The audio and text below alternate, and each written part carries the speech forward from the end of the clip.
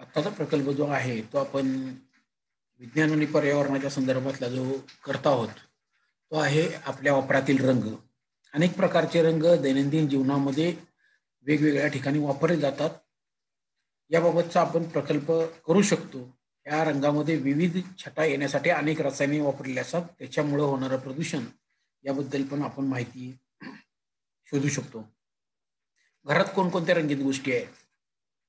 Plastic असेल, काच असेल, भिंतीचा रंग असेल, कपडे असतील. हे रंग कोणत्या रसायनापासून बनवतात? पुस्तके किंवा नेटवरनं ही माहिती आपण गोळा करूया. पिवळा रंग असेल, नारंगी, हिरवा, निळा, लाल हे रंग तयार करण्यासाठी विशिष्ट रसायनं लागत असतात. आपल्या परिसरात रंग किंवा गुलाल तयार करण्याचे कारखाने असतील, त्यामध्ये काम करणाऱ्या व्यक्ती असतील, तर त्यांच्याकडनं माहिती मिळवू शकता. रंगातील रसायने धोकादायक असतात. आपण रंगवायला रंगपेटीमधले रंग घेतो. तेलकट खडू असतील, क्रायलिनचे कलर असतील, वॉटर कलर असतील, वॉर्निश कलर असतात.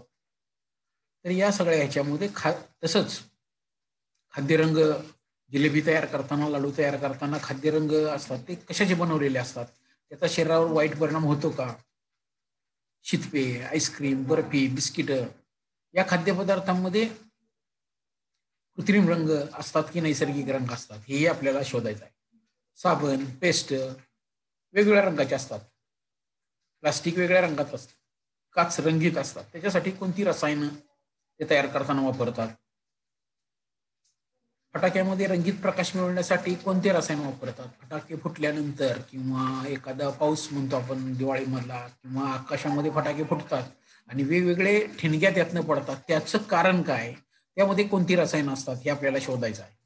चित्रामध्ये वापरण्यात येणारे रंग कोणत्या रसायनापासून बनवतात?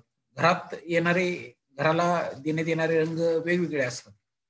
कोणकोणते घटकावर त्याच्यामध्ये कोणते घटक आहेत हे आपण बघणार आहे. डिस्टेंपर, ऑइल पेंट कसं तयार केलं जातं. रंगपंचमीला सुद्धा रासायनिक रंग वापरू नका म्हणतो.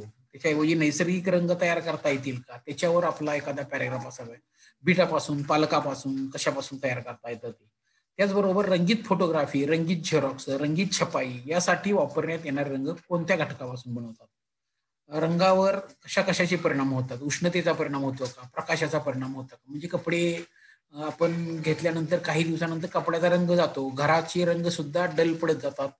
गाडीचा रंग डल पडत जातो किंवा उन्हामध्ये असेल एखादी किंवा पावसामध्ये असेल, तर अशा अ, रंगीत वस्तूंचे रंग का बदलत असतील किंवा बदलण्यासाठी किती कालावधी लागतो? त्याचबरोबर हे रंग कशात विरघळतात? ऑइल वॉर्निश, ऑइल पेंट असेल तर ते टर्पेंटाईनमध्ये रॉकेलच्या साहाय्याने ते ब्रश पुसले जातात. मग त्याच्यामध्ये काय क्रिया होत असते? यातलं विज्ञान आपल्याला शोधायचं आहे आणि याचबरोबर रंगाविषयी पडलेले प्रश्न आपल्याला विचारता येऊ शकतील आणि त्यातनं आपण आपली उत्तरं शोधायची आहेत. पुस्तकाचा उपयोग करा, नेटचा उपयोग करा.